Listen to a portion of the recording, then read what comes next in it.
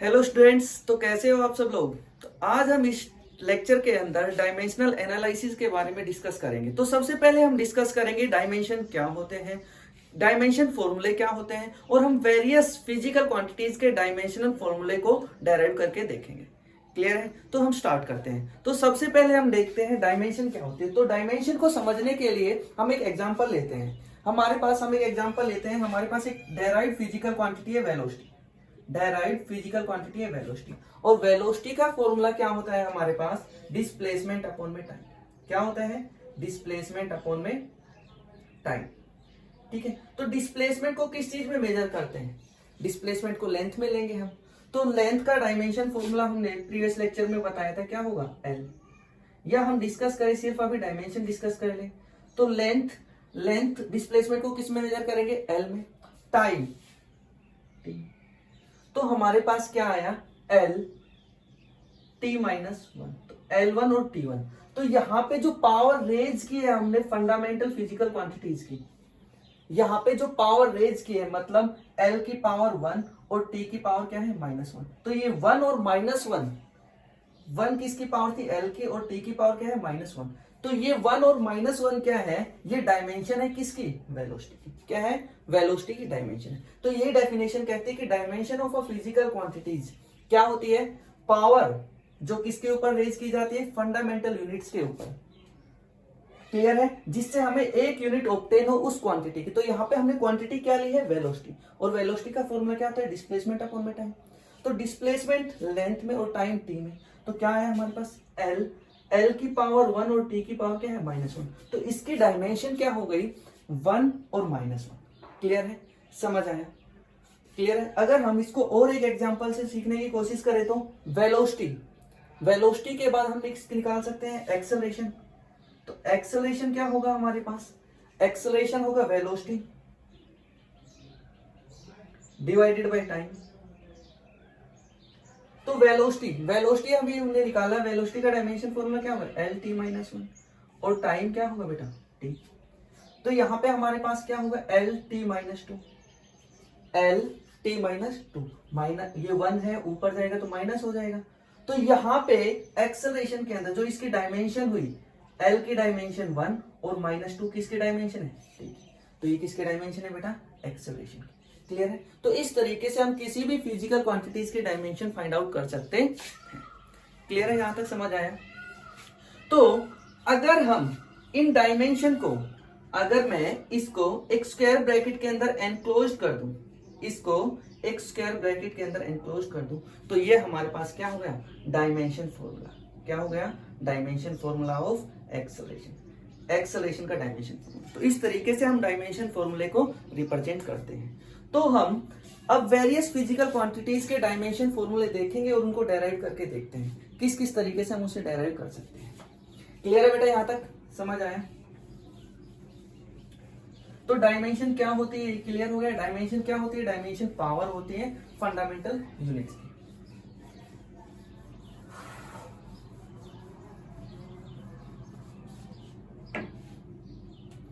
तो बेसिकली हम डिस्कस कर लेते हैं, हमने प्रीवियस लेक्चर में भी डिस्कस किया था। हमारे पास जो फंडामेंटल फिजिकल क्वांटिटीज है, मास, तो मास का डायमेंशन फॉर्मूला हम एम, मतलब 1 डायमेंशन इसकी।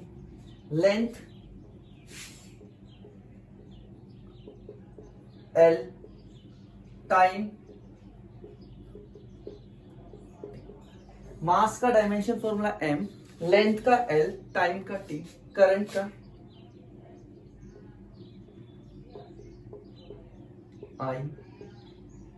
क्लियर है? इस तरीके से हमारे पास 7 फंडामेंटल फिजिकल क्वांटिटीज होती है: length, mass, time, current, amount of substance, luminous intensity और टेम्परेचर। क्लियर है बेटा? तो अब हम यहां से डिस्कस करते हैं। तो सबसे पहले हमने वेलोसिटी का डायमेंशन फॉर्मूला डिस्कस कर लिया। वेलोसिटी क्या होती है हमारे पास? डिस्प्लेसमेंट अपॉन में टाइम। वेलोसिटी के बाद अभी हमने एक्सेलरेशन का डायमेंशन फॉर्मूला डिस्कस किया। एक्सेलरेशन का डायमेंशन फॉर्मूला डिस्कस किया, क्या है हमारे पास? L T -2। क्लियर है? अब हम डायमेंशन फॉर्मूला डिस्कस करते हैं फोर्स का। तो फोर्स का फॉर्मूला आपको पता होना चाहिए। तो फोर्स का फॉर्मूला क्या होता है? मास इंटू एक्सेलरेशन, मास इंटू एक्सेलरेशन, क्योंकि हमें पता है न्यूटन सेकंड लॉ क्या कहते हैं, F equal to m, mass into acceleration. तो मास को किस में रिप्रेजेंट करते हैं हम, मास का डायमेंशन फॉर्मूला क्या होगा, m, और एक्सेलरेशन का डायमेंशन फॉर्मूला क्या होगा, L t-2। अभी हमने एक्सेलरेशन का डायमेंशन फॉर्मूला निकाला है। अगर नहीं निकाल सकते, नहीं पता है, आपको याद नहीं है, तो आप क्या करोगे, एक्सेलरेशन क्या होता है, चेंज इन वेलोसिटी अपॉन में चेंज इन टाइम, और वेलोसिटी का डायमेंशन फॉर्मूला, वेलोसिटी निकाले तो डिस्प्लेसमेंट अपॉन में टाइम।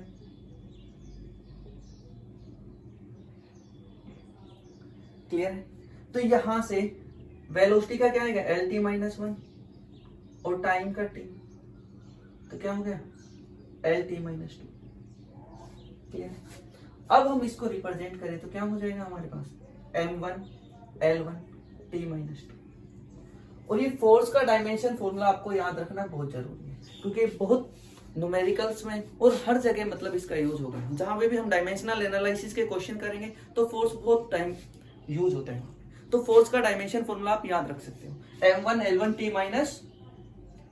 क्लियर है? अगर हम बेटा एक्सेलरेशन का डायमेंशन फॉर्मूला लिखना चाहें तो m की पावर 0, l की पावर 1 और t की पावर -2, हम ये भी लिख सकते हैं, क्योंकि m की कोई डायमेंशन नहीं है। क्लियर हो गया? हमने बेटा सबसे पहले वेलोसिटी का डिस्कस किया, उसके बाद एक्सेलरेशन का, उसके बाद फोर्स का। क्लियर है? मतलब आप इस तरीके से याद रख सकते हो कि कोई बॉडी जब मूव करेगी, रेस्ट में है तो रेस्ट में रहेगी, मूव करेगी तो दो चीजें होंगी, या तो डिस्टेंस या डिस्प्लेसमेंट। तो डिस्टेंस का भी डायमेंशन फॉर्मूला L होगा, डिस्प्लेसमेंट का भी डायमेंशन फॉर्मूला क्या होगा, L होगा। जब वो डिस्प्लेसमेंट या डिस्टेंस टाइम के रेस्पेक्ट में मूव करेगी, तो टाइम के रेस्पेक्ट में जब मूव करेगी, तो अगर डिस्टेंस टाइम के रेस्पेक्ट में लेंगे तो एक क्वांटिटी बनती है स्पीड, और अगर हम डिस्प्लेसमेंट को टाइम के रेस्पेक्ट में लेंगे तो एक क्वांटिटी आती है वेलोसिटी। और जब वेलोसिटी टाइम के साथ चेंज होती है तो हमारे पास क्वांटिटी आती है एक्सेलरेशन। और ये कब हो रहा है, कोई बॉडी मूव कब करेगी, जब हम उसके ऊपर फोर्स लगाएंगे। तो फोर्स क्या हो जाएगा, मास इंटू एक्सेलरेशन, क्योंकि बॉडी के अंदर मास तो होगा ही। तो इस तरीके से आप कनेक्ट करके इन चीजों को याद रख सकते हैं। क्लियर है बेटा? फर्दर डिस्कस कर लेते हैं कुछ और फिजिकल क्वांटिटीज के डायमेंशन फॉर्मूले। फोर्स के बाद हम डिस्कस कर लेते हैं वर्क डन का।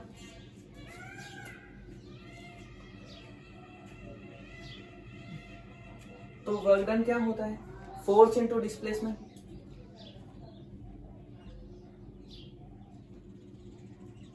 Force into displacement. तो फोर्स का डायमेंशन फॉर्मूला क्या था, अभी फोर्स का डायमेंशन फॉर्मूला हमने निकाल लिया, M1 L1 t-2। और डिस्प्लेसमेंट को किस में मेजर करते हैं, लेंथ में। किस में मेजर करते हैं, लेंथ में। तो डिस्प्लेसमेंट का डायमेंशन फॉर्मूला क्या हो जाएगा, L। तो हमारे पास वर्क डन का डायमेंशन फॉर्मूला क्या हो गया बेटा,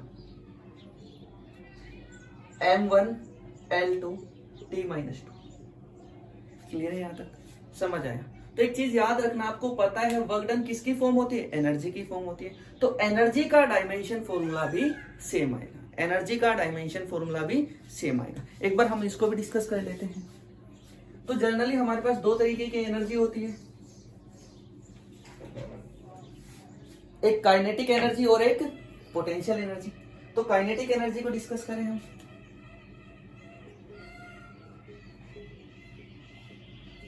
तो काइनेटिक एनर्जी का जो फॉर्मूला होता है बेटा, वो होता है हमारे पास हाफ mv²। क्या फॉर्मूला होता है हमारे पास, हाफ mv²। क्लियर है? तो कांस्टेंट क्वांटिटी का कोई भी डायमेंशन फॉर्मूला नहीं होता। m का डायमेंशन फॉर्मूला क्या होगा, m। और वेलोसिटी का डायमेंशन फॉर्मूला क्या होगा, L t-1 और ऊपर स्क्वायर। तो हमारे पास क्या डायमेंशन फॉर्मूला आएगा, M1 L2 t-2। तो देखो, काइनेटिक एनर्जी का डायमेंशन फॉर्मूला और वर्क डन का डायमेंशन फॉर्मूला दोनों क्या है। अगर हम पोटेंशियल एनर्जी का डायमेंशन फॉर्मूला निकाले तो क्या होगा, तो वो डायमेंशन फॉर्मूला भी सेम होगा, क्योंकि एनर्जी और एनर्जी वर्क डन किसकी फॉर्म है, एनर्जी की फॉर्म है। क्लियर? तो उसको भी डिस्कस कर लेते हैं। तो पोटेंशियल एनर्जी क्या होती है हमारे पास, क्या होती है पोटेंशियल एनर्जी का फॉर्मूला mgh। यहाँ पे m मास होता है, g acceleration due to gravity होती है और h क्या होती है, हाइट होती है। तो अगर हम इसका डायमेंशन फॉर्मूला निकाले तो बेटा mass m, gravity acceleration due to gravity है तो ग्रेविटी, वो ग्रेविटी जिससे अर्थ किसी ऑब्जेक्ट को अपनी तरफ अट्रैक्ट कर रही है तो एक्सेलरेशन। तो एक्सेलरेशन का डायमेंशन फॉर्मूला क्या होगा, L1 t - 2। अलग अलग लिख लेते पहले हम इनको। h हाइट, हाइट क्या है, लेंथ में मेजर करेंगे, हाइट को किस में मेजर करेंगे, लेंथ में। तो क्या डायमेंशन फॉर्मूला है हमारे पास, m1 L2 t - 2।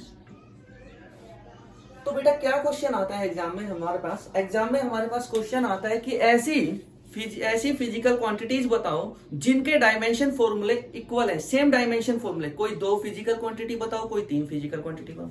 तो अगर हमसे कोई फिजिकल क्वांटिटी पूछता है तो हम बता सकते हैं कि हमारे पास वर्क डन, हमारे पास पोटेंशियल एनर्जी, हमारे पास काइनेटिक एनर्जी, तो इनका डायमेंशन फॉर्मूला क्या होता है, सेम आता है। क्लियर हो गया बेटा, समझ आया।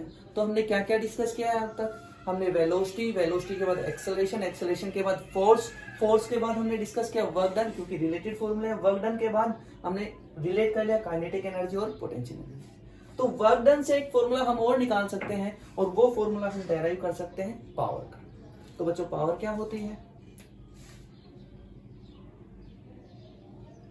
Rate of doing work done, किस रेट से काम कर रहे हैं, तो work done divided by time, work done divided by time.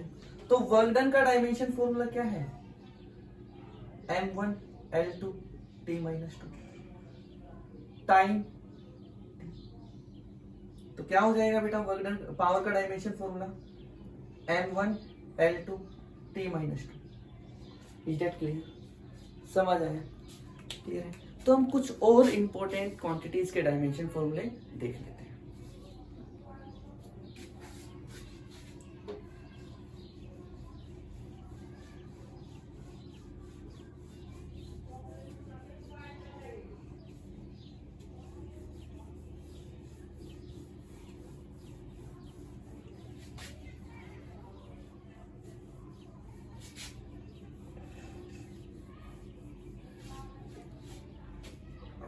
बेटा अभी हमने एनर्जी की बात की, तो एनर्जी का एक फॉर्मूला होता है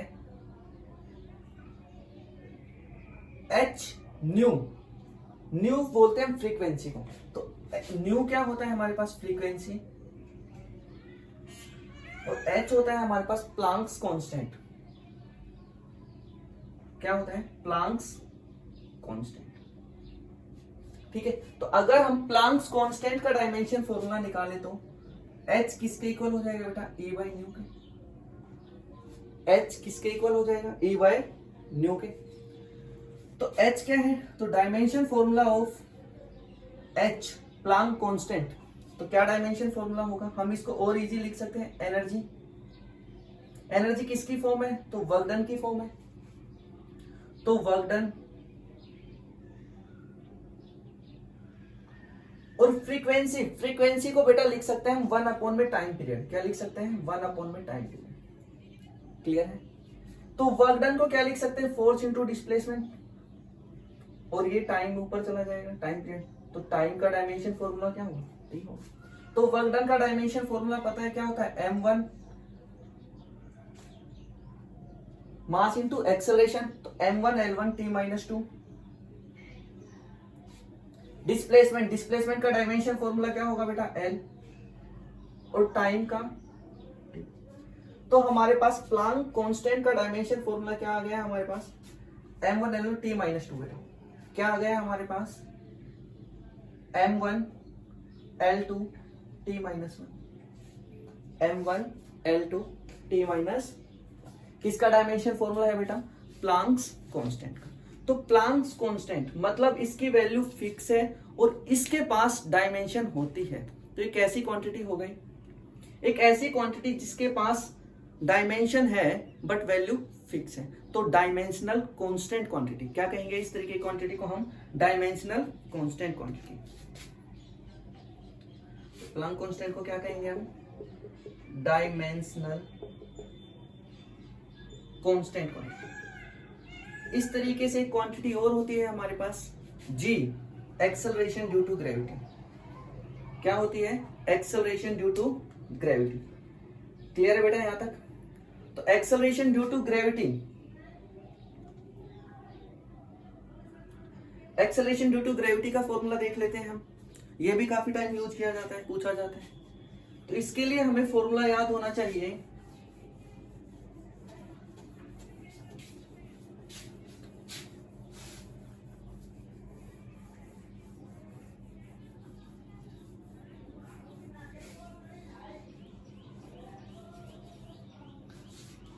F।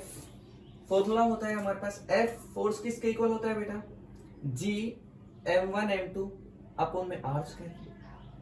Force equal to G gravitational constant, m mass of one object, और m2 क्या होता है? मास ऑफ अदर ऑब्जेक्ट, और r क्या होता है हमारे पास? उन दोनों के सेंटर के बीच में डिस्टेंस।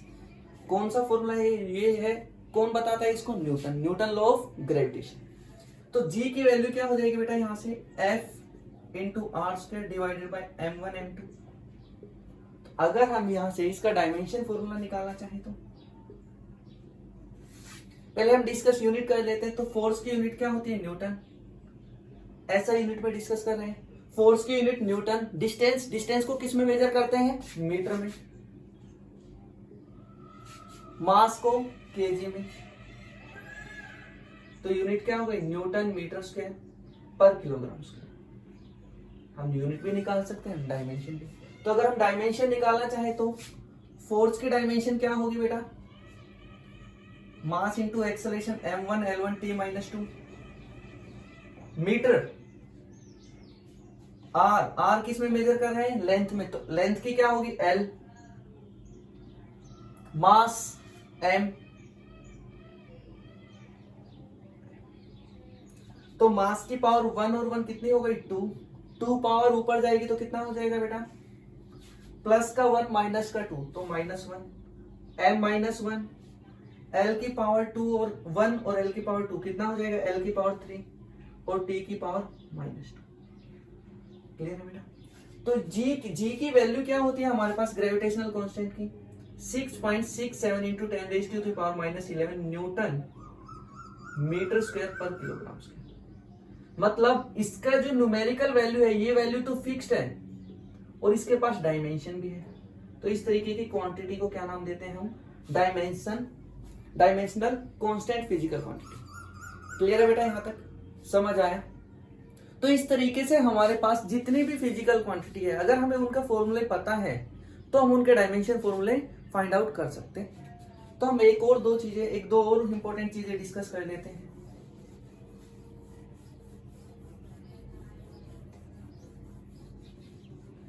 एग्जाम में काफी टाइम ये चीज पूछ ली जाती है कि ऐसी फिजिकल क्वांटिटी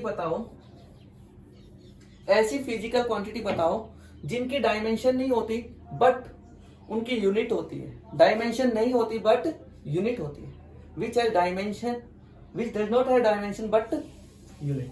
तो कौन सी होगी बेटा? एंगल। एंगल का फॉर्मूला क्या होता है बेटा? आर्क अपॉन में रेडियस। तो आर्क को भी हम लेंथ में मेजर करते हैं और रेडियस को भी लेंथ में मेजर करते हैं।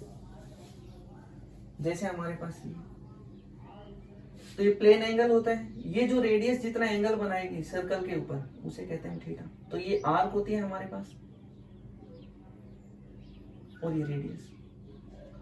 तो दोनों लेंथ में है, तो लेंथ से लेंथ कैंसिल हो जाएगा। L 1 माइनस 1 कितना हो जाएगा? L की पावर, मतलब इसकी कोई डायमेंशन नहीं है, इसकी कोई डायमेंशन नहीं है। बट एंगल को मेजर किस में करते हैं हम? यूनिट क्या है? एंगल की यूनिट क्या है? रेडियन। क्या है? रेडियन। इसी तरीके से सॉलिड एंगल की यूनिट क्या है?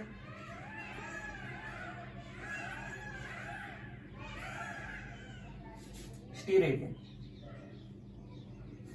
क्लियर है? सॉलिड एंगल क्या होता है? जैसे मैं इसको समझाने की कोशिश करूं, हम एक बैलून ले लें और बैलून के सेंटर के ऊपर उसके किसी एक पार्ट से जो एंगल बन रहा है, इस तरीके से एक पार्ट से जो एंगल बन रहा है उस एंगल को क्या नाम देंगे हम? Solid angle. या हम ये कहें कि पैराशूट का कोई एग्जांपल ले ले। पैराशूट के चारों तरफ क्या है, रस्सी बंधी हुई है, और उसके जो रस्सी जो जहां पे टाई अप हो रही है लास्ट में, वहां से अगर हम देखें तो उसका जो सरफेस जितना एंगल बना रहे हैं, उस एंगल को क्या नाम देंगे हम, सॉलिड एंगल। क्या नाम देंगे, सॉलिड एंगल। क्लियर बेटा? तो एंगल ऐसी फिजिकल क्वांटिटी है जिनके पास डायमेंशन नहीं होती बट उनके पास यूनिट होती है। तो एंगल की यूनिट क्या है, रेडियन, और सॉलिड एंगल की यूनिट क्या है, स्टेरेडियन। इसके अलावा हमारे पास कुछ ऐसी फिजिकल क्वांटिटीज भी हैं जिनकी ना यूनिट होती है और ना ही डायमेंशन होती है, जिनकी ना यूनिट होती है और ना ही डायमेंशन होती है। मतलब उनकी न्यूमेरिकल वैल्यू वेरी कर सकती है, उनकी न्यूमेरिकल वैल्यू वेरी कर सकती है, बट उनके पास डायमेंशन नहीं होती। Dimensional less physical quantity, dimensional less physical quantity. तो ऐसी फिजिकल क्वांटिटी कौन सी होती है, स्ट्रेन। स्ट्रेन क्या होता है बेटा, चेंज इन लेंथ या चेंज इन डायमेंशन अपन में ओरिजिनल डायमेंशन।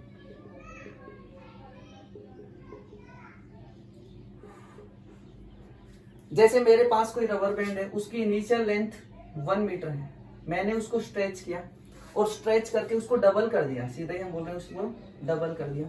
उसकी लेंथ पहले 1 मीटर थी, अब कितनी हो गई, 2 मीटर। ठीक है, तो उसमें कितना चेंज आया। तो अगर मैं लेंथ के बारे में बात कर रहा हूं तो del l change in length upon में ओरिजिनल लेंथ। बाद में 2 हो गई, पहले 1 थी, कितना आया, 1 मीटर। इनिशियल कितनी थी, 1 मीटर। तो मीटर से मीटर कैंसिल आउट हो गया ना बेटा। और अगर हम इसका डायमेंशन फॉर्मूला निकालें तो L divided by L, change in length को भी लेंथ में मेजर करूंगा और लेंथ को भी लेंथ में मेजर करूंगा, तो L से L क्या हो जाएगा, कैंसिल। तो कैसी फिजिकल क्वांटिटी है, dimensional less, dimension less physical quantity.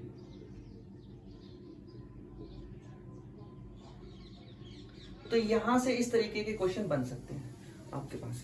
और अब इनका जो एप्लीकेशन है, इन डायमेंशन फॉर्मूले का जो डायमेंशनल एनालिसिस है, इसका जो एप्लीकेशन है वो हम नेक्स्ट लेक्चर में डिस्कस करेंगे। क्लियर है? इसके साथ एक और फिजिकल क्वांटिटी देख सकते हैं बेटा, रिफ्रैक्टिव इंडेक्स।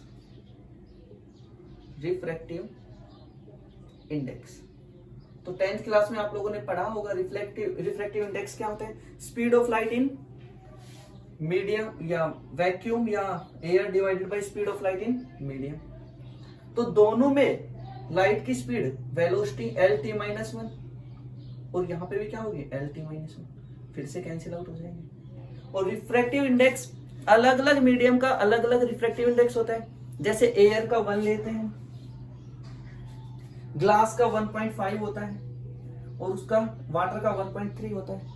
तो मतलब यहां पे जो न्यूमेरिकल वैल्यू है वो फिक्स नहीं है उनकी, बट उनके पास डायमेंशन भी नहीं है। क्लियर हो गया, समझ आया बेटा? तो इस तरीके से हमें जिस भी फिजिकल क्वांटिटीज के फॉर्मूले पता है, हम उनके डायमेंशन फॉर्मूले निकाल सकते हैं। और इनका जो एप्लीकेशन है वो हम नेक्स्ट लेक्चर में डिस्कस करेंगे।